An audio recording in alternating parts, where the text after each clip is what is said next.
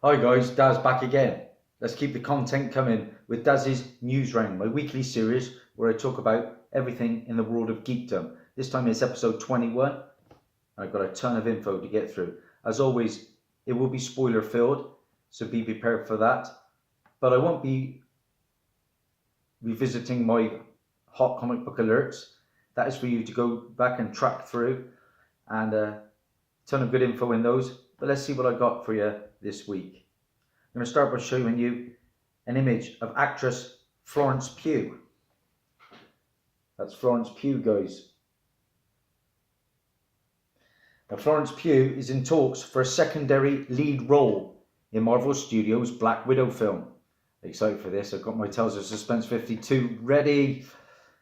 According to Variety, Pugh stars in the recently released Fighting With My Family and had a major role in BBC One's adaptation of John le Carre's espionage novel Little Drummer Girl. Pugh reportedly had been on Marvel's radar for the role since the fall of 2018.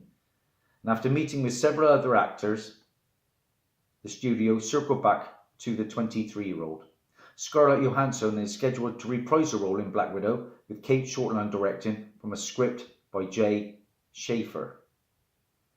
No release date as yet for Black Widow, but it is definitely on its way. This one's interesting.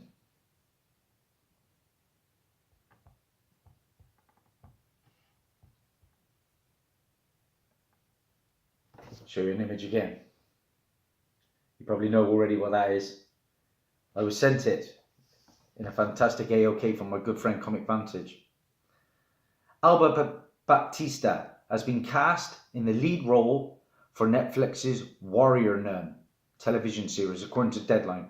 Based on the 1990s comic book title Warrior Nun Aurelia by Ben Dunn, Warrior Nun follows a resurrected woman who comes back to life to fight in a secret war against demons. And while in comic books, Warrior Nun Aurelia's lead character is named Shannon Masters. Netflix has reportedly renamed her Ava. Baptista is a 22-year-old Portuguese actor and recently had a co-starring role on the long-running novella Jogo Duplo. She recently completed filming Fatima alongside Harvey Keitel and Goran Visnich. And according to the Hollywood Trade, Baptista will be joined on Warrior Nun by Toya Turner as Shotgun Mary, Trisha Olua as Father Vincent, Thekla Rutan as Gillian Salvasius, Christina Conte Young as Sister Beatrice, Lorena Andrea as Sister Lilith, and Emilio Saccaria. Excited for that. I read the book. Crazy stuff. Should make exciting television.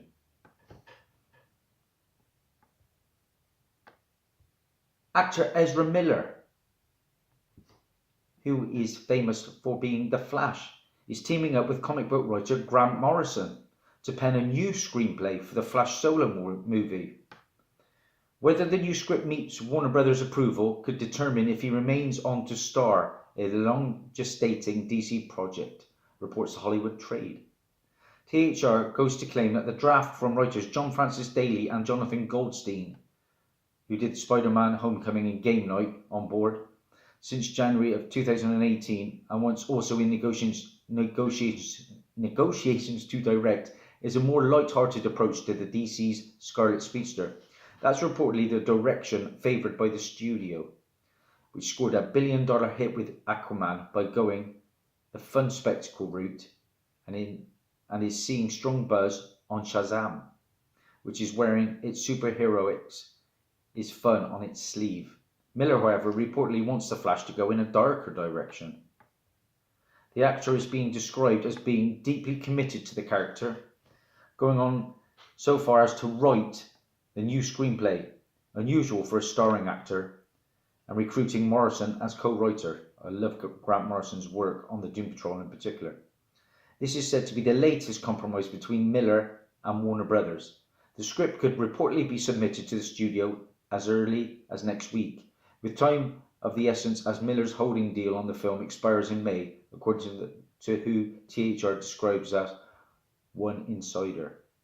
In 2015, Miller wrote and directed The Truth According to Darren Wilson, The actor has portrayed the Flash 3 times. Briefly in 2016's Batman vs Superman: Dawn of Justice and 2017's Suicide Squad, and then as a full-on co-star in 2018's Justice League. And Warner Brothers officially announced the Flash film as being subtitled Flashpoint, presumably based on the 2011 Jeff Johns DC Comics event story. I've been picking those up. I've got most of the series. I'm only missing issue 5. That was at 2017's Comic-Con International San Diego, though reportedly that's no longer the plan. Just my luck. The Flash has already had a rocky road on the big screen, with directors David Goyer, Sean Levy, David Dobkin, Seth Grahame-Smith, Greg Berlanti and Rick Famuyiwa all previously attached to the project. I had a big issue with Ezra Miller at the start. I thought he was a little bit too comedic, but I rewatched the film and he wasn't too bad. I really wanted Grant Gustin to reprise his role, you know. And there was talk that they are going to do like this multiverse and possibly involve Grant Gustin in some point. That would be fantastic for the CW fans out there. I'm not sure how I feel about this one. Writer-director James Gunn has tweeted out a statement following news that Walt Disney and Marvel Studios have agreed to rehire him following his 2018 dismissal over an offensive statement he had made. Now, I've seen a lot of those statements and they are truly shocking. I was amazed that DC stepped in and took him for Suicide Squad. And now Disney have gone back on their word and they've taken him back. I mean, there was a lot of... If what I've read is true, I'm not sure he should be still there. I'll leave that up to you to decide. Maybe make your own judgments. But as it is, he's back. I am tremendously grateful to every person out there who has supported me over the last few months. I'm always learning and will continue to work at being the best human being I can be, Gunn tweeted. I deeply appreciate Disney's decision and I'm excited to continue making films that investigate the ties of love that bind us all. I have been and continue to be incredibly humbled by your love and support. From the bottom of my heart, thank you. Carrie Gillian, who plays Nebula, tweeted a simple message following the news of Gunn's rehiring. We are Groot. Neither Disney nor Marvel has released a timetable for Guardians of the Galaxy Volume 3. While it was initially intended to debut in May 2020 prior to Gunn's firing, Gunn has since signed on to direct Warner Brothers' Suicide Squad sequel, reportedly titled The Suicide Squad. Deadline reports he will still direct the rival Warner Brothers feature, currently scheduled for an August 6, 2021 release, before returning to the Guardians franchise.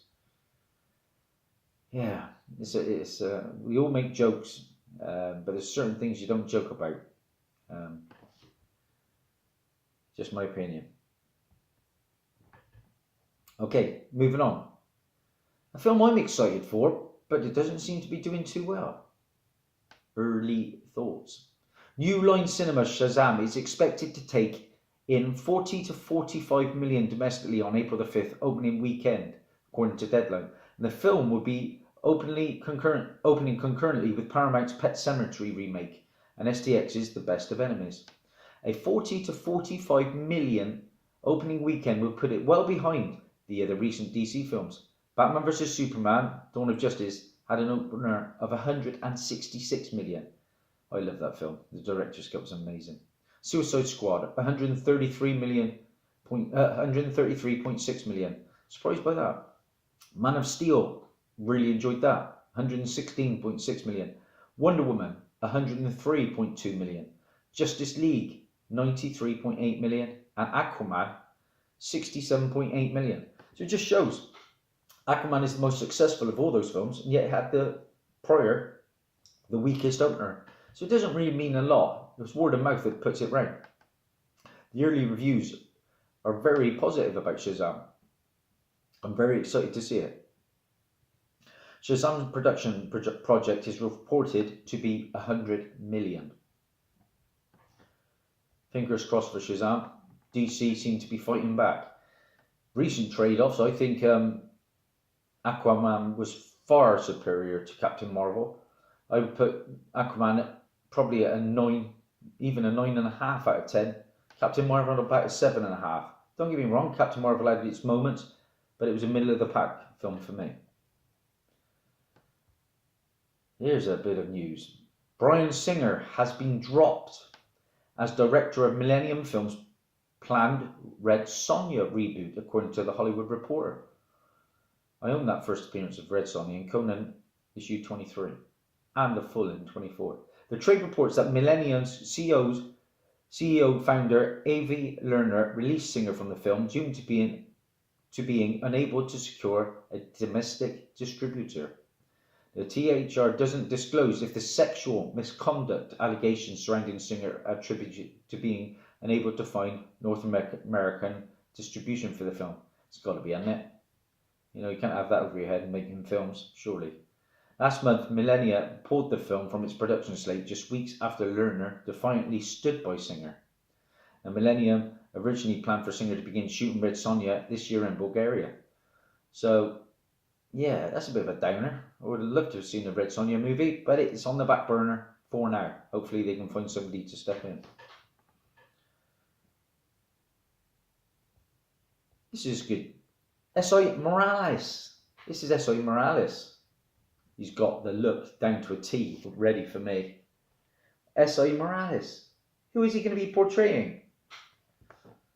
Well, he has been cast as Deathstroke for DC Universe's second season of Titans. Slade Wilson is known for being DC's deadliest assassin, and while serving his country, Slade became an elite soldier before government testing enhanced his physiology to near superhuman levels, putting him on a path of darkness and revenge, reads the DC Universe's description of the character in Titans. To his family, Slade is father and husband, but to the rest of the world, he is feared by many as the infamous Deathstroke, selling his services to the highest bidder as the ruthless assassin that never gives up and never misses. And back in January 2019, it was reported that DC was casting for Deathstroke, as well as Jericho and Ravager for Titans. We did a hot comic book alert on that one, guys. Morales is a veteran actor, having appeared in everything from La Bamba to Fast Food Nation, and has a major role in the recent Superfly film. DC Universe has not set a release date for Titans' second season. I can't wait for it. Thought Titans was amazing. I am stoked for Doom Patrol. I cannot wait to see that. That is my new favourite team. Okay. Moving on. I've got some MCU news. Short-term 12 director Destin Daniel Cretton has signed on for Marvel Studios' Shang-Chi, according to The Hollywood Reporter. The Hawaiian-born writer-director has several connections with the current MCU personnel, having directed Brie Larson in both Short-Term 12 and The Glass Castle, Larson and Michael B. Jordan on the upcoming Just Mercy, and is working with Ryan Coogler on an autobiographical project called Miners. According to the Hollywood Trade, Cretton won out over other contenders, including Justin Tipping, who made Dear White People, Alan Yang from Tinker Tailor, and Deborah Chow, who did Jessica Jones, my favourite series, Reign, and the upcoming Mandalorian, which I'm very excited for, of course, Star Wars. Now, Wonder Woman 1984 co-writer David Callahan was previously reportedly as the film's screenwriter, as well as Sony Pictures Animation's planned Spider-Man Into the Spider-Verse sequel. Now, Marvel Studios is reportedly angling for Shang-Chi to celebrate Asian and Asian American cultures both in front of the camera and behind it, similar to 2018's Black Panther. I'm excited for this Shang-Chi film. I want to get the first appearance. I think is Marvel. Is it Marvel Premiere 15? Something along those lines. Marvel has not set a release date for Shang-Chi, but it's coming. That is going to have a massive following. I am excited for it. Okay, a little bit of gaming news, something a little bit different. Insomniac Games, Marvel's Spider-Man PlayStation 4 game was the 6th best-selling game of 2018, according to the market research company, the NPD Group. I've heard amazing things about it. Sadly, we have an Xbox, so we can't play that, but it did look amazing. According to the recent report, the top 5 games that preceded Spider-Man were in order: Red Dead Redemption 2, Call of Duty Black Ops 4, NBA 2K19, Madden NFL 19, and Super Smash Bros. Ultimate. Spider-Man's success, despite only coming out in September, is even more notable, as it was the highest selling superhero game year by year since 2004's Spider-Man the Movie 2, which was the 5th best-selling game of that year. Factor out the non-PS4 sales, since Spider-Man was a PS4 exclusive, and the game was the 3rd best-selling of 2018, behind Red Dead Redemption 2 and Call of Duty Black Ops 4. Bandai Namco Games' Dragon Ball FighterZ was the 17th best-selling game of 2018, reports NPD. Overall, the US game industry ranked in $16.670 billion in sales in 2018, insane, a 13% increase over the previous year, but still behind 2011's landmark $17.4 billion landmark that year. And in 2018, $7.1 billion was reportedly taken in on software, $5.1 billion on hardware, and $1 billion on accessories and game cards. Insane money being spent for gaming. I'm not the biggest gamer. I like those Lego ones. That's good fun. Me and my boy Ethan, we'd like to play the Batman. So yeah, might have a game of that later actually. And finally, a bit of sad news really. For longtime Marvel creator Joe Sinnott has reportedly retired after 69 years in the comic book industry. The news was announced on Facebook by his son, Mark Sinnott, coinciding with the inker's last Sunday Amazing Spider-Man strip. If you don't know who Joe Sinnott is, I'll show you a picture. That is Joe Sinnott, guys.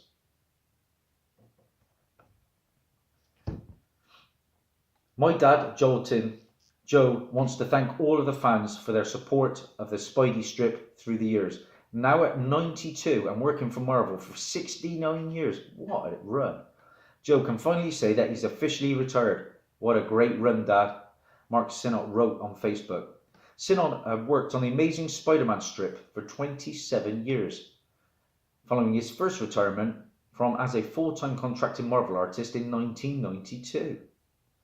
We need to thank the following creators for their work on the Spidey strip during Joe's incredible 27-year run on the strip. Stan Lee and Roy Thomas, who made all this possible. Letterers Stan Sakai and Janice Chiang. Pencilers Larry Libert, Ron Friends, Paul Ryan, Sal Buscema, Fred Kida, and for the past 22 years, Alex Savacure. Mark Sinnott wrote, also a huge thanks to the inkers that filled in for Joe from time to time. Jim Amash, Terry Austin, Bob Wojcik, Mark Sinnott, Belinda Sinnott, Tim Astolas, and Jim Tornaz.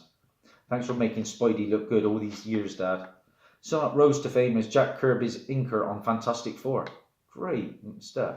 And went on to become one of Marvel's longest running artists. The 92-year-old artist plans to continue making convention appearances, including May's Undiscovered Realm Comic Con, which is White Plains, New York, and East Coast Comic Con, which is Secaucus, New Jersey. And I'll finish it with an image of Joe Sinnott's work. Great stuff. That's another wrap. Thanks for watching, guys. I enjoyed putting this together for you. See you later.